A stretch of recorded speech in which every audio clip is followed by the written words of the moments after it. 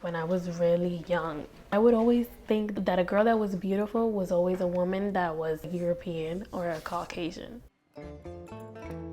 If you're a woman of color, then your hair has to look good because you already have a con. And by it looking good, it's like you having that straight hair that looks flowy, that looks bouncy. And because of my hair wasn't straight, I had to do all these things for it to keep it looking nice.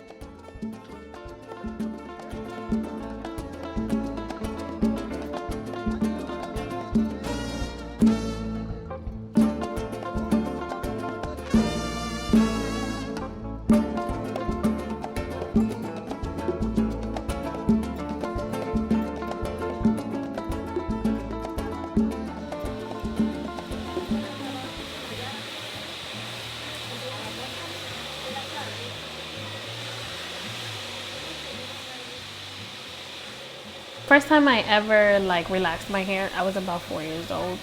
My mom would always tell me stories how it was very hard for her to comb my hair because it was so curly, and that I hated getting my hair untangled, that I was always crying. So there was a summer that my dad took me to Dominican Republic, and she said when we came back, my hair was no longer curly, then I was straight. And my dad had asked somebody to do the relaxer for me. All the way since I was 4 years old, my mom was doing the relaxer. So I never knew what it looked like when it was curly. Then after that, I continued to do it all through high school. A lot of my friends were trying to convince me for a long time that I should just transition or that I should just cut it. So I was thinking to myself, what was really the purpose of me continuing to relax it? For the Dominican culture, it's the norm to have the long straight hair. And a lot of men over there too usually feel as though women should all have their hair straight and that they should keep it combed and that they should go to the salon. So whenever they do see women that have their hair texture that is different or they don't straighten it, it's like, oh, she's pretty, but maybe she should do her hair.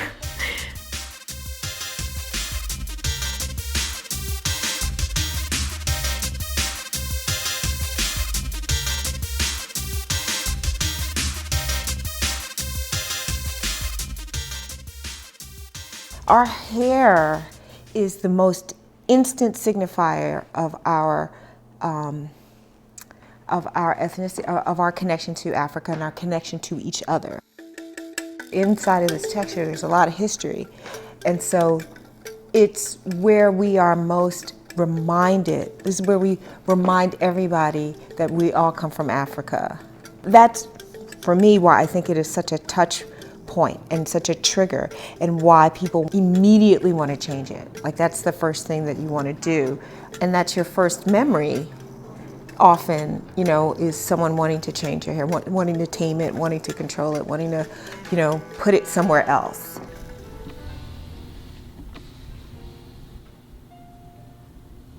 In the process of making an African American identity, of course you had women and men who were from different religious backgrounds in Africa, different cultural backgrounds, different ethnicities. Hair would mean something in particular, how you parted your hair, how you shaved your hair. You could be telling someone that you were married, that you were available for marriage, that you were grieving a loved one. One of the things that happened during slavery was just simply that there were not the products, there wasn't the time and the opportunity to maintain some of those ethnic meanings for hair. Especially those who were in the fields, this became a Herculean task. There's no oil, there's no utensils that you have, there's no time, but there's still people who know how to braid. The case that around the turn of the century, starting around 1902, 4 black women who were, by that point, just starting to move from the South to the cities, or, just getting themselves situated in employment opportunities that didn't involve working in the fields. Hair was a huge concern. How to style it, how to take care of it, what you're supposed to do with it, and this is pre-straightening combs. And then by the 40s, they came along with relaxers. that could permanently straighten your hair. You could go out in the rain and not have to worry. At no point in this period, up to the 1940s, was natural hair considered acceptable. It was ubiquitous in the culture that you had to have straight hair.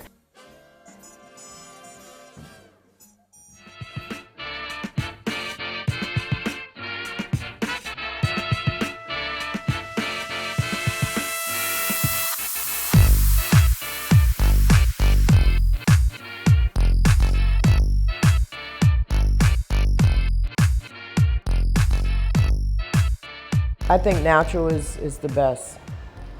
I honestly do. Curls are so beautiful. Some people think it's ugly because they don't understand psychologically what's been done through movies, through commercials. People in their families saying you have horrible hair, and children and their parents constantly saying the same thing over. So it's embedded in their brain, their mind. But if someone kept telling them from birth, like I do my daughters, you have beautiful hair, and then they'll smile and say, wow, yeah, it's beautiful. My mom was not too fond of it when I first told her that I was transitioning.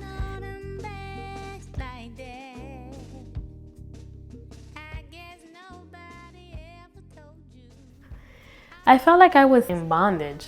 I just didn't want the chemical in my hair anymore because you become a slave to it. My mom was one of the people that kept me back from transitioning because she emphasized so much on you should relax it, keep it nice, and for it to look pretty and so on and so forth. I feel like my hair was what allowed me to be closer to beautiful. Sometimes I feel like I won't look as attractive to men because not only in videos and in magazines, but also amongst our community, we see how men are usually more attracted to a woman that is lighter, that has that longer hair, or that their hair texture is softer or sleeker. That was one reason also why I always said that I wouldn't let my natural hair texture be exposed.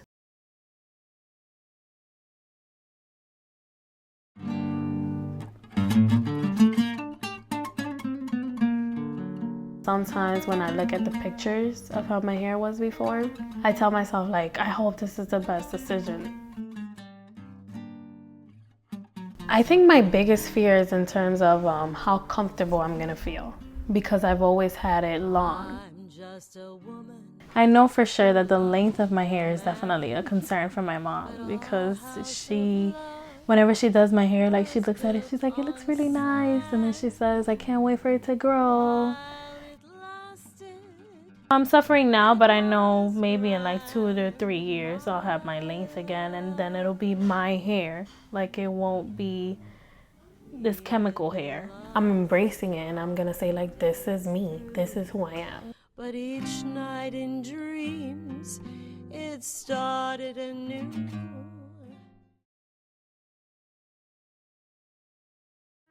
When you run smack dab into the Black Power movement, it's the first time in African American history where natural hair is being celebrated wholesale. You start seeing people with afros, and they got on berets, and they have on black leather jackets, and they're raising their fist, and they're not wearing suits and ties. It's an aesthetic break with everything that has come before, and it lasts for a hot minute, and then we have the Jerry curl. And by the mid-90s, there's a whole weave blonde hair period. And then by the early 2000s, the natural hair movement. In the last 10 years, you really have seen a rise of an embrace of natural hairstyles.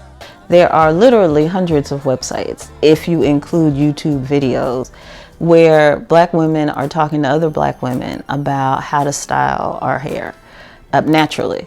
And doing the big chop. Like, this is new terminology that now all Black women know about what the big chop is, but 10 years ago it didn't really exist as, I think, as firmly and as fully articulated. And that's when you grow out your hair for a little while and then decide to cut all the relaxer off and then, wear your hair naturally. We're in another wave of freedom, and to express yourself and to walk through the world in a way that you say is beautiful, again, is a radical act. I think when popular culture starts to catch up it'll be more universally acceptable, but it is certainly leaps and bounds better. And one of the things that's great about black hair is we can go through stages, we can try so much, it's so versatile. Our hair can do more than anybody. Japanese girl can't do this. But I can get my shit straight if I wanted to. My hair can hold braids for weeks. A lot of other people's hair can't do that. I can twist my hair and then let it out and something else happens. Like, it's magic. I mean, that's one of my favorite lines is that black hair is magic. Sometimes I think about doing the big chop, but it's like, I don't think I would be able to handle it. I don't think I'm ready for the big chop. But I changed my mind about transitioning. I said I would never stop doing my relaxers, so I might wake up one day and just say, hey, today's the day.